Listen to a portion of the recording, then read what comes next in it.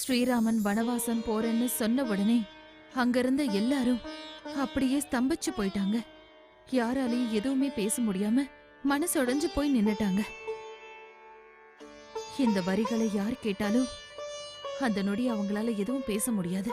இந்த ஏக்கமான விஷயத்த யாராலையும் தாங்கிக்கவும் முடியாது.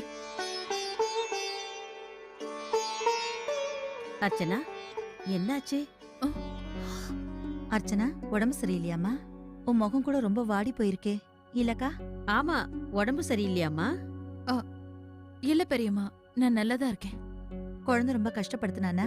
ராத்திரியில நீ தூங்கவே இல்லையா? இல்லம்மா, நான் தான் சொல்றேன்ல, எனக்கு ஒண்ணு இல்ல. சரி, குடுமா, அத நான் படிக்கிறேன். குடு குடு.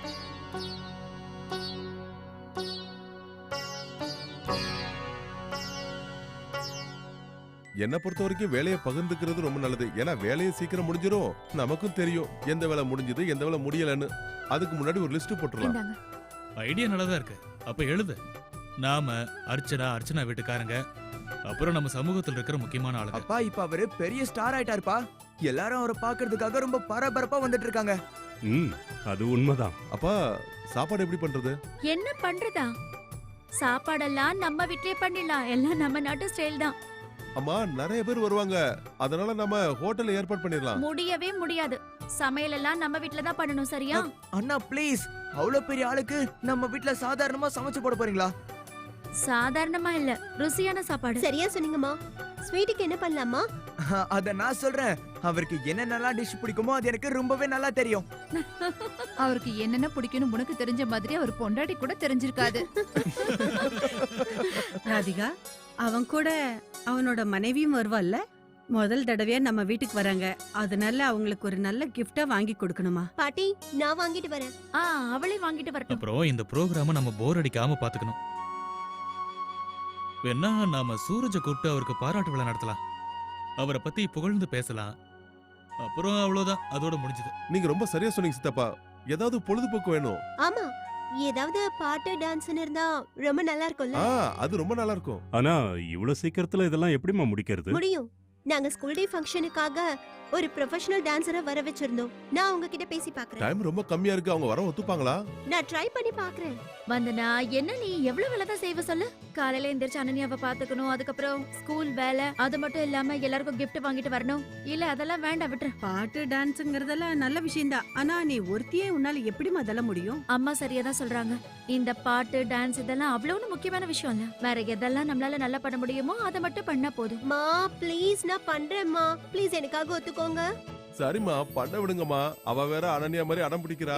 ஒருவேளை நீங்க வேண்டான்னு சொல்லிட்டா அப்புறம் அனன்யா மாதிரி அழ ஆரம்பிச்சிருவா. சரிம்மா வந்தனா, உனக்கு எப்படி தோணுதோ அப்படியே பண்ணுமா. இப்போ இது உன்னோட பொறுப்பு. ரொம்ப தேங்க்ஸ் பா. சரி, எல்லாருக்கும் ஒரு வேலை கிடைச்சிருச்சு.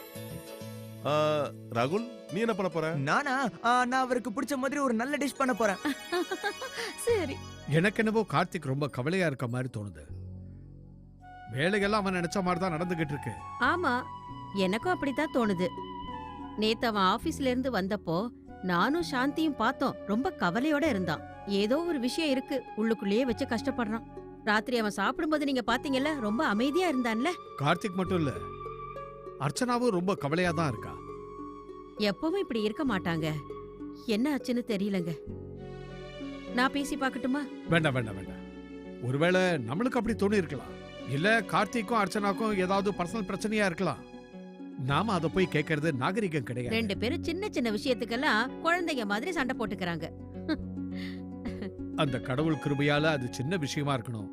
அது கூடிய சீக்கிரம் சரியாயிடணும். எனக்கு என்னமோ அனாவசியமா கவலைப்படுறோமோன்னு தோணுது. முக்கியமான விஷயமா இருந்தா அவங்க நம்ம கிட்ட சொல்லி இருப்பாங்கல்ல. சரி, நீங்க டீ சாப்பிடுங்க. வேலை முடிஞ்ச உடனே நீங்க எனக்கு பர்சனலா டெலிவரி பண்ணிடுங்க. சரி, தேங்க்யூ. ஒரு வழியா நக்ஷுக்கு பாஸ்போர்ட் ரெடி ஆயிடுச்சு. அர்ச்சனை என் மேல கோவமா இருக்கா. எனக்கு முழு நம்பிக்கை இருக்கு அவ என்ன புரிஞ்சுக்குவான்னு.